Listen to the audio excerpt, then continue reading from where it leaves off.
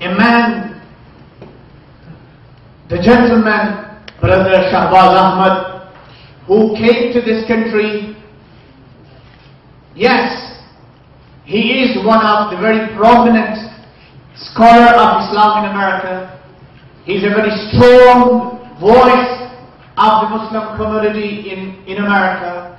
He has proved that it's not my emotional statement. No. We all are witness for this. Yes, during the last 4 years, he had established his leadership and credibility. I was trying to avoid this because he had asked me, please, this is not a spiritual gathering.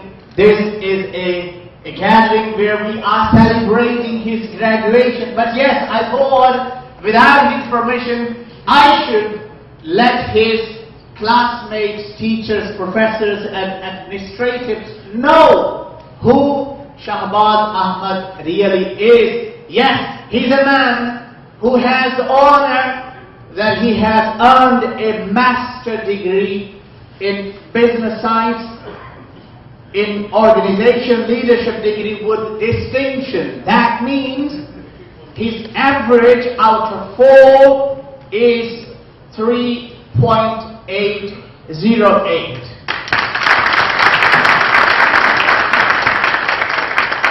In all the 9 subjects, he has received -A as A, which is considered to be an excellence.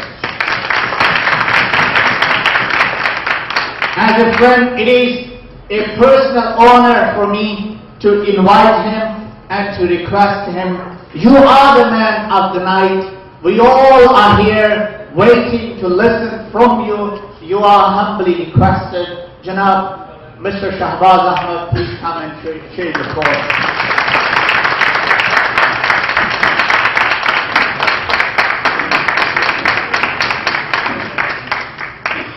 Thank you very much. أعوذ بالله من الشيطان الرجيم. بسم الله الرحمن الرحيم. Allah's name I begin with, who is most compassionate and most merciful. It's a great honor and pleasure for me as the host of this graduation party to offer a warm welcome all of you tonight. Because this evening is very special evening for me, because very special people are here tonight only to celebrate my graduation party.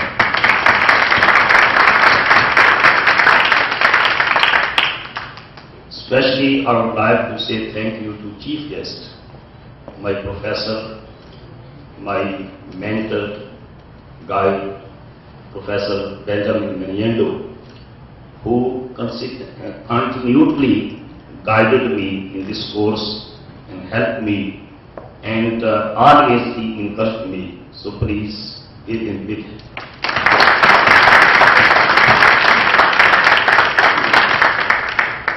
I'm also honored with the presence of Miss Mooney Johnson.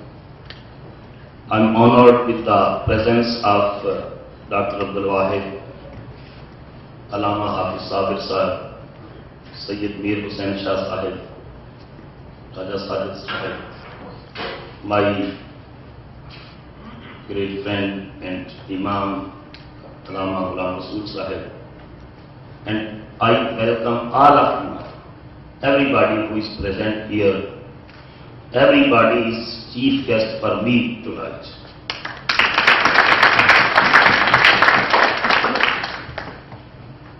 A sense of accomplishment excited me, and I thought that I should celebrate my graduation party because it will encourage me and it would be an exceptional and unique example for my Pakistani community as well.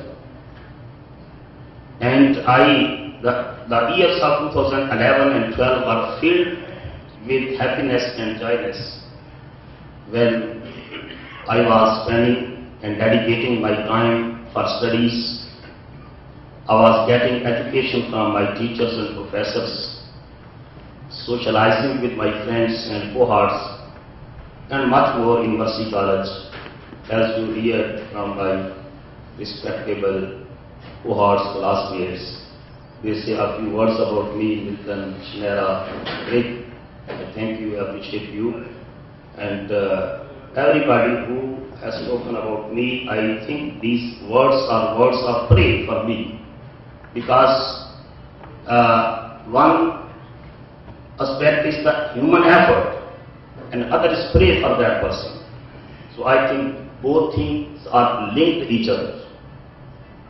And I would say about my teachers that they simply built a strong foundation for future.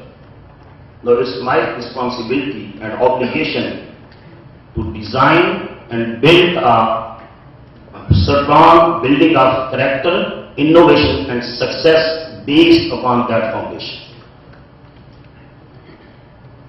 I would like to say that since 2008 when I came in this country, I came with my educational background, academic and social background. I have my Bachelor of Arts from Punjab University, Lahore. I have my Bachelor of Law degree from International Islamic University, Islamabad. I have Master of Science degree from Punjab University, along with Islamic education. But when I came in this country, I felt that this country is a great country. And I usually say to my friends that this is the land of opportunities. And this country polished the minds of those people who want to move forward.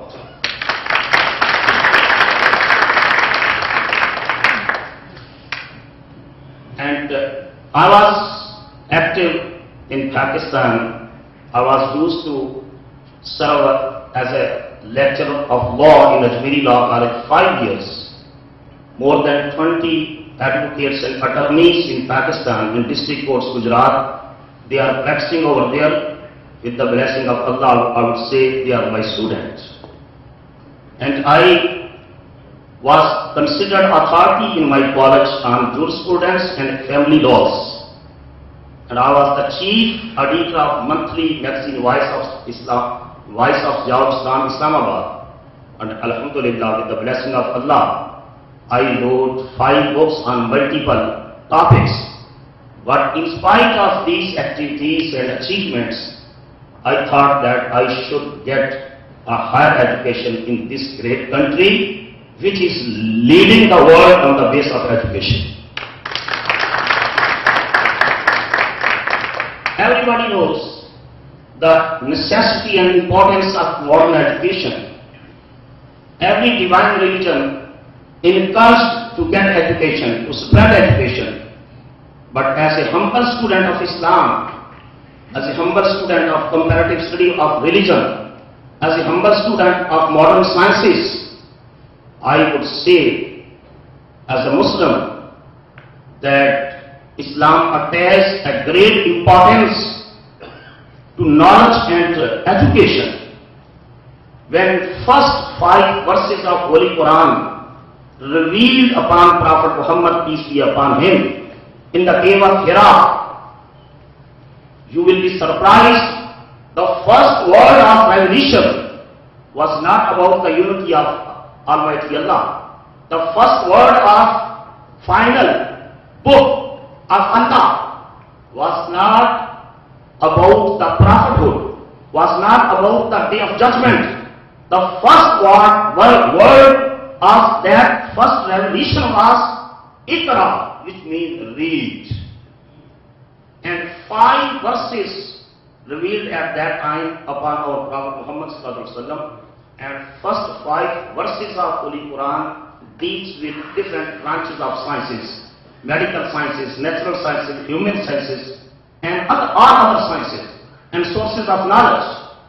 And that's why the Prophet of Islam, the Prophet of education, Prophet Muhammad, peace be upon him, said that the ink of pen of a scholar and alim is more precious than the blood of martyr.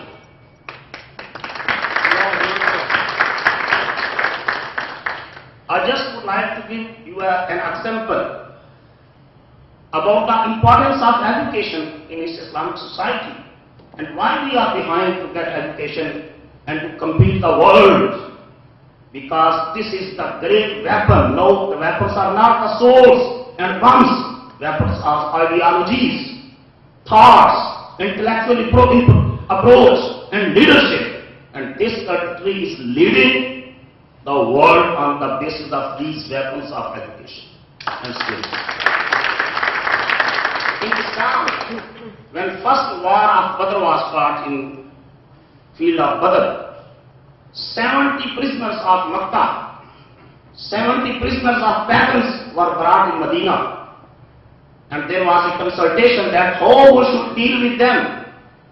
The companions consulted that Islamic State is needed to get the financial support. So we should get 4,000 dirham from each prisoner of war. That was currency which was used at that time. And we should release that prisoner of war.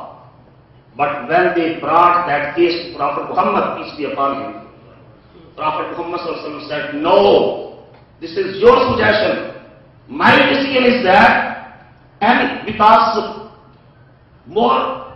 these 70 prisoners were educated and literacy late people, Prophet Muhammad said, anyone from these prisoners who will teach 10 Medinian people and who will teach them how to read and how to write, then Prophet Muhammad said, I will release that prisoner.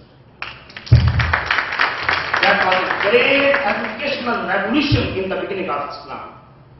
So that's why I would say, getting education, fostering education, this is the basic faith of every religion. And this is the requirement of every well-functioning society. So that's why when I came, I visited a lot of graduate schools and universities to get higher education. But fortunately, I met with Moni Johnson. She's here. I just get information from her, but then she continually called me, Shahbaz, come back, get enrolled, come back. So I appreciate her that she continually insisted that I should get admission in Mercy College. Then after that, when I met to the chairman of MSOL program, Professor Benjamin Miniendo, he is so friendly with students that I decided that I could get a degree from this college. And Mercy College is a unique college which offers the opportunity to get higher education to those applicants who are willing to demonstrate leadership capabilities in their respective fields. And why I choose this program MSOL? Because now the world is changing. The world has become global village. And changes are coming rapidly in every field of life. And due to scientific and technological revolution, every organization needs change. Whether that organization is religious organization, educational organization, social organization, charity, any welfare organization, every organization needs that change. And that organization has to modify its structure and process according to that change. And I thought the mosque is an organization, an Islamic center is an organization, a school is an organization, a charity is an organization. So I should get this degree and I should apply those skills in my organization, whether I am working in school, university, college or in Islamic center. And in this program, I learned a lot of organizational concepts such as organizational culture, organizational performance, technology, diversity, vision, integrity, etc. A lot of modern organizations. Organizational concepts I learned in this program. And what leadership is in fact. The book which Professor Benjamin suggested us over there, and in first class we read, written by Dubran. Dubran said that the leadership is an ability to demonstrate the vision and to spur among those people who need to achieve their organizational goals. But I would like to tell you an interesting story at the end, that I read a lot of definitions of leadership, that who is a genuine leader, who is a real leader. And in third DCS, Mr. Bill, Professor Bill, in third DCS, when I sent that DCS to Professor Bob Law, and I mentioned their definition, my own definition, my cultural background definition to Professor Bob Law, and he commented on that paper that you have the best definition of leadership. And what was that? I'm going to tell you what was that. One of Pakistani intellectual, spiritual mentor, Shahbaz Ahmad, the host of Pakistan television's program Zawiya. I listened from him that he said that, and he was highly educated person. He was professor in Rome in Italy. He said that lot of educationists, they decided to determine the definition of leadership, that who is leader. So he said that we wrote letters to Eastern and Western universities and colleges that let us know who is a real leader. We got response, but we were not satisfied with that response. He said that then I went to in our language, I went to a dera, I went to a Baba, a spiritual guide, a saint, a Sufi. I went to him, and he had a divine wisdom. I asked, O saint, O Sufi, who is the real leader? That person said, a real leader is that person who at the time of risk goes ahead of team members, but at the time of getting reward comes back and lets other benefit.